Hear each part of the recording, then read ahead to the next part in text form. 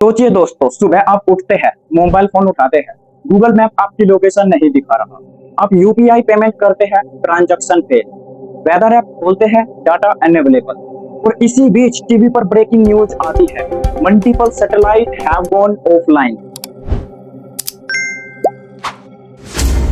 कुछ ही घंटों में aviation, maritime navigation, satellite communication और वेदर डाटा सिस्टम पर सीरियस डिस्ट्रप्शन की खबरें आने लगती है। अब सवाल यह है, क्या सैटेलाइट के बंद होने से पूरा इंटरनेट भी बंद हो जाएगा? तो इसका आंसर होगा नहीं, क्योंकि इंटरनेट सिर्फ सैटेलाइट पर डिपेंड नहीं करता। इसके पीछे fibre optic cable, data centres, secular network और ग्राउंड इंफ्रास्ट्रक्चर की विशाल दुनिया है।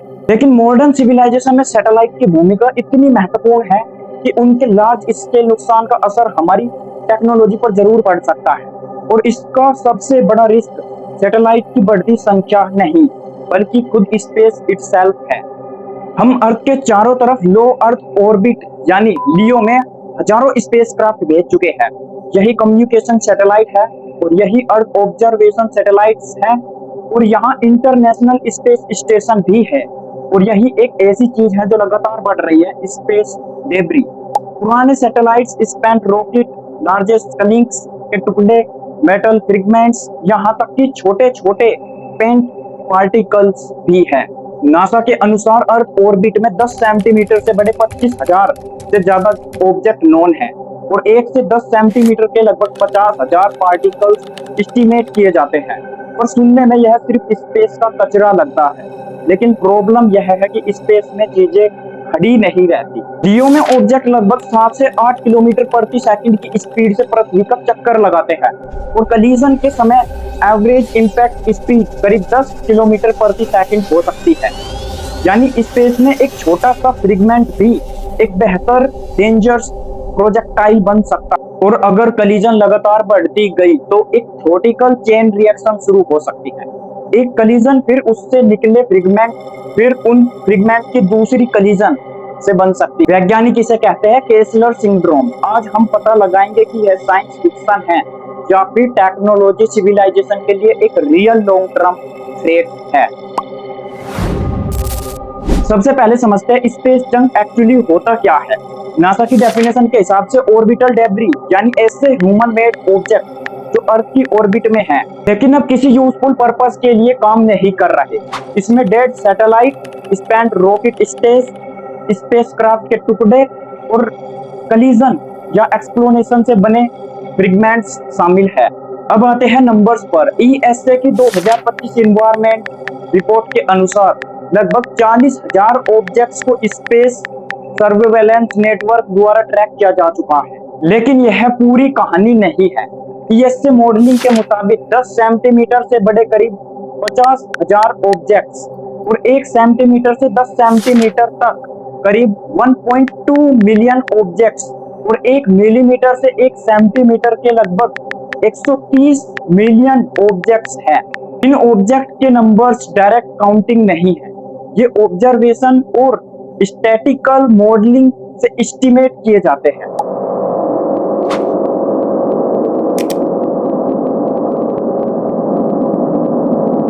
अब आते हैं फिजिक्स के सबसे इंपॉर्टेंट हिस्से पर। लियो में सैटेलाइट लगभग 7.8 किलोमीटर पर सेकंड यानी करीब 28,000 किलोमीटर पर आवर की ऑर्बिटल स्पीड पर हो सकता है। लेकिन कलीजन के समय ये ऑब्जेक्ट की रिलेटिव स्पीड इससे भी ज्यादा हो सकती है। नासा के अनुसार average orbital debris impact speed करीब 10 किलोमीटर पर सेकंड है और कुछ कलीजन लगभग 15 किलोमीटर पर सेकंड तक पहुंच सकती है। फिजिक्स में काइनेटिक एनर्जी का फॉर्मूला है E बराबर 1/2 mv²। ध्यान दीजिए वेलोसिटी स्क्वायर में है, यानी स्पीड बहुत तेजी से एनर्जी बढ़ाती है। इसलिए सेंटीमीटर साइज का डेब्री भी स्पेसक्राफ्ट के लिए एक कास्टोग्राफी हो सकता है। और यही एक कॉमन इंटरनेट क्लेम को करेक्ट करना जरूरी है। कई वीडियोस कहते हैं 1 सेंटीमीटर वोल्ट स्क्वायर में ग्रेनेड जितना पावरफुल होता है, लेकिन एक्चुअल कंपैरिजन सही नहीं है, क्योंकि एनर्जी ऑब्जेक्ट के मास और एक्चुअल रिलेटिव वेलोसिटी पर डिपेंड करती है। सही बात यह है, एक छोटा फ्रेगमेंट भी अगर हाई रिलेटिव वेलोसिटी पर स्पेसक्राफ्ट से टकराए तो मिशन एंडिंग डैमेज कर सकता। नासा के डेब्री मैनेजमेंट डॉक्यूमेंट के अनुसार सेंटीमीटर स्केल ऑब्जेक्ट को permanently mission terminating impact hazard मानती है। यानी स्पेस जंक की असली समस्या उसका साइज नहीं, उसकी स्पीड है। और यही कारण है कि ऑर्बिटल डेब्री को ट्रैक करना इतना जरूरी है। अब एक ऐसी घटना पर आते हैं जिसने पूरी स्पेस कम्युनिटी को दिखाया है यह खतरा सिर्फ थ्योरी नहीं है। 10 फरवरी 2009 दो सैटेलाइट अर्थ के ऊपर लगभग 790 किलोमीटर एल्टीट्यूड पर एक दूसरे के रास्ते में आ रहे थे। पहला था इरिडियम 33, एक एक्टिव कमर्शियल टेलीकम्युनिकेशन सैटेलाइट। दूसरा था कॉस्मोस 2251, एक डायरेक्ट रशियन कम्युनिकेशन सैटेलाइट। और फिर दोनों कोलाइड कर गए। कलिजन की रिलेटिव वेलोसिटी लगभग 11.6 किलोमीटर पर सेकंड थी। नासा एनालिसिस के अनुसार कलिजन ग्रेट साइबेरियन प्लेन के ऊपर लगभग 790 किलोमीटर एल्टीट्यूड पर हुआ। अब सोचिए दो स्पेसक्राफ्ट 11.6 किलोमीटर पर सेकंड की रिलेटिव स्पीड और फिर एक हाइपर वेलोसिटी कलिजन। इरिडियम 33 से कांटेक्ट टूट गया। रडार ऑब्जर्वेशन से दोनों सैटेलाइट के ऑर्बिटल पर डेब्री क्लाउड दिखाए। यह स्पेस में इंटैक्ट सैटेलाइट की पहली non accidental hyper velocity collision थी और रिजल्ट भी। नासा एनालिसिस के अनुसार 1800 से ज्यादा डेब्री ऑब्जेक्ट लगभग 10 सेंटीमीटर से और उससे बड़े पैदा हुए। ब्रॉडर यूएस ट्रैकिंग रिकॉर्ड्स में इस इवेंट से लगभग 2000 ट्रैक्ड डेब्री ऑब्जेक्ट का फिगर भी मिलता है। लेकिन ध्यान दीजिए यह सिर्फ ट्रैक्ड फ्रेगमेंट थे। इससे छोटे फ्रेगमेंट की संख्या इससे कहीं ज्यादा थी। नासा रिसर्च में एस्टिमेट किया गया कि दोबारा एक्सीडेंटल स्पेस सेंटीमीटर और सब सेंटीमीटर रेंज में भी पैदा हुए और इसका असर तुरंत खत्म नहीं हुआ। नासा की एनालिसिस में कहा गया था कि डेब्री का कुछ हिस्सा सेंचुरीज के अंत तक ऑर्बिट में रह सकता है। यानी कलिजन एक सेकंड में हुआ लेकिन उसका इन्वायरमेंटल इंपैक्ट डिकेड्स तक चल सकता है। और यही 2009 एक्सीडेंटल का सबसे बड़ा लेसन। स्पेस में एक्सीडेंट का मतलब सिर्फ दो सैटेलाइट का नुकसान नहीं है। इस कलिजन फ्यूचर सैटेलाइट के लिए हजारों नए हजार्ड पैदा कर सकती है। अब आते हैं इस पूरी कहानी के सबसे इंपोर्टेंट साइंटिस्ट पर, रोलैंड जे केसलर। 1978 में केसलर और ब्रूटोन ने नासा के जोसन स्पेस सेंटर में एक रिसर्च पेपर पब्लिश किया। टाइटल था collision frequency of artificial satellite, the creation of A debris. उनका सवाल था जैसे जैसे अर्थ ऑर्बिट में सैटेलाइट की संख्या बढ़ती जाएगी क्या कलिजन की संख्या भी बढ़ती जाएगी, और अगर कलिजन हुई तो उसे निकालना डेब्री उसकी कलिजन की प्रोबेबिलिटी और बढ़ा देगा। पेपर ने इसे फीडबैक मैकेनिज्म को मैथमेटिकली एग्जामिन किया। इसे एक डोमेन इफेक्ट की तरह समझे। पहला सैटेलाइट दूसरी से टकराया, उस ऑर्बिट में 100 या 1000 नए फ्रेगमेंट हुए। इनमें से कुछ फ्रेगमेंट दूसरी सैटेलाइट से टकराते हैं, नई कलिजन हुई और अब डेब्री और फिर वही डेब्री अगली कलिजन को जन्म देता।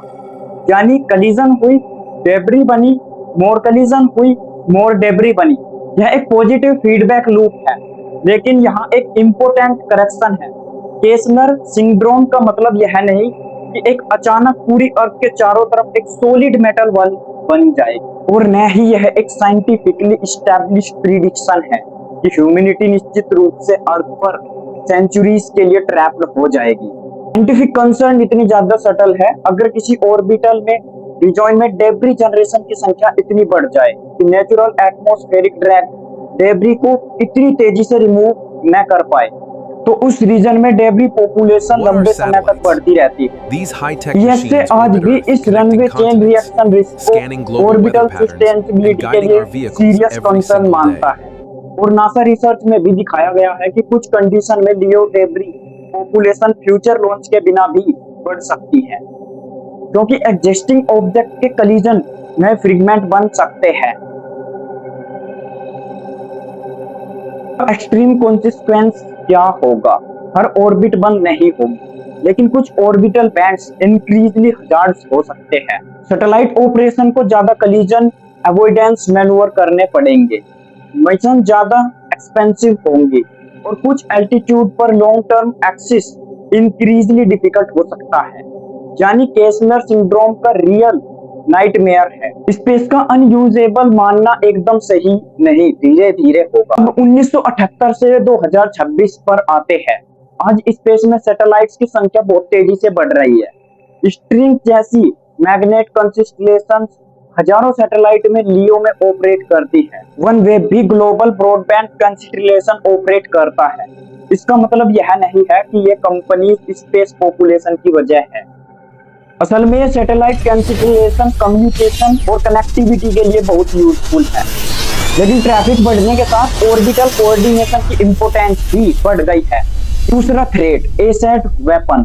15 नवंबर 1921 को रशिया ने अपने डिफेंस कॉस्मोस 1408 सैटेलाइट के खिलाफ डायरेक्ट एसेंट और ईएससी मॉडलिंग बताती है कि लगभग 550 किलोमीटर एल्टीट्यूड के आसपास डेब्री ऑब्जेक्ट की संख्या एक्टिव सैटेलाइट के समान ऑर्डर ऑफ मैग्नीट्यूड में पहुंच चुकी है।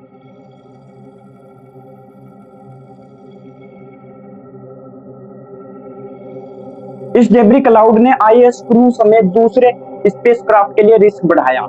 नासा ने उस समय आईएस क्रू के लिए एक इमरजेंसी सेफ्टी प्रोग्रेस की पुष्टि की थी और आईएस की आज भी डेब्री को बचाने के लिए मैन्यूवर करने पड़ते हैं। उदाहरण के लिए अप्रैल 2025 में प्रोग्रेस 91 स्पेसक्राफ्ट को थ्रेटर्स को फायर करके आईएस को ऑर्बिट बदली गई क्योंकि एक डेब्री फ्रेगमेंट के करीब आने की संभावना थी। नासा एनालिसिस के अनुसार इस टेस्ट में कम से कम 1500 ट्रैकेबल फ्रेगमेंट पैदा हुए।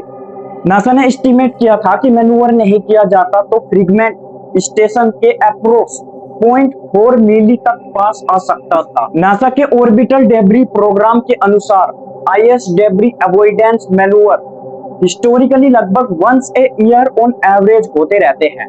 हालांकि एक्चुअल फ्रीक्वेंसी परिस्थितियों के अनुसार बदलती है। तो इमेजिन कीजिए अगर ऑर्बिटल ट्रैफिक और डेब्री दोनों लगातार बढ़ते रहे तो सैटेलाइट को सिर्फ अपना काम नहीं करना होगा, उन्हें कंसिस्टेंसी उनसे बचाना भी होगा। तो सॉल्यूशन क्या है? क्या हम स्पेस को क्लीन कर सकते हैं? पहला आंसर है नया डेब्री बनाना बंद करो। सैटेलाइट का मिशन खत्म हो तो उसे सेफ्टी डिपोज करना चाहिए।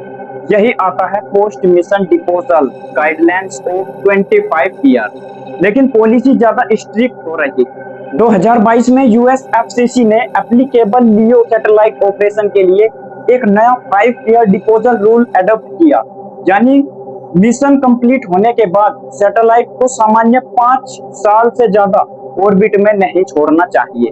रूल की एप्लीकेबिलिटी और ट्रांसलेशन प्रोविजन के अधीन है। लेकिन सिर्फ नए सैटेलाइट को रिस्पॉन्सिबिलिटी डिपोजल करना एनफ नहीं है, हमें पुराने डेंजरस ऑब्जेक्ट को भी रिमूव करना होगा। इसे कहते हैं एक्टिव डेब्री रिमूवल और इसी डायरेक्शन में ईएसए का क्लियर स्पेस 1 मिशन आता है। इसका टारगेट है ईएसए का लगभग 95 किलोग्राम प्रोबा सैटेलाइट। मिशन का प्लान है स्पेसक्राफ्ट को रोडेन्यू करके 4 रोबोटिक आर्म्स की मदद से कैप्चर करना और कंट्रोल एटमॉस्फेरिक री एंट्री के लिए नीचे लाना। करंट ईएसए प्लानिंग के अनुसार लॉन्च 2029 की प्लान है, लेकिन क्लीन अप आसान नहीं है। एक डेड सैटेलाइट को ऑर्बिट में जाकर पकड़ना एक मूविंग बेल्ट को दूसरी मूविंग बेल्ट से पकड़ने जैसा है और यही रीजन है कि फ्यूचर में हमें better tracking, collision avoidance, responsibility satellite design, international rule और एक्टिव क्लीन अप, इन सब की जरूरत होगी। आखिर केसलर सिंड्रोम कोई हॉलीवुड एपोकलिप्स नहीं है, लेकिन यह एक रियल फिजिकल पॉसिबिलिटी है कि हम अगर ऑर्बिटल एनवायरनमेंट को मैनेज नहीं करेंगे तो कुछ वैल्यूएबल ऑर्बिट फ्यूचर ऑपरेशन के लिए इंक्रीजली डेंजर्स हो सकते हैं। और शायद इस पूरी कहानी की सबसे इंपॉर्टेंट लाइन यही है, हमने स्पेस को कॉन्कर नहीं किया, हमने सिर्फ उसका कुछ इस्तेमाल शुरू किया है। और शायद इस पूरी कहानी की सबसे इंपॉर्टेंट लाइन यही है, हमने स्पेस को कॉन्कर नहीं किया, हमने सिर्फ उसका इस्तेमाल शुरू किया है।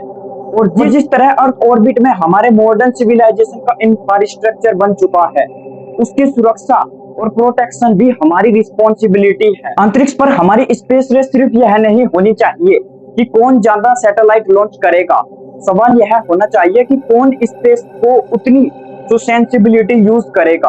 अगर आपको लगता है कि स्पेस जंक फ्यूचर का रियल टेक्नोलॉजिकल चैलेंज है, तो इस वीडियो को शेयर कीजिए, क्योंकि स्पेस सिर्फ एस्ट्रोनॉट्स का नहीं है, यह हमारी टेक्नोलॉजिकल सिविलाइजेशन का इंफ्रास्ट्रक्चर है। और इसे सुरक्षित करना हम सबके फ्यूचर के लिए जरूरी है।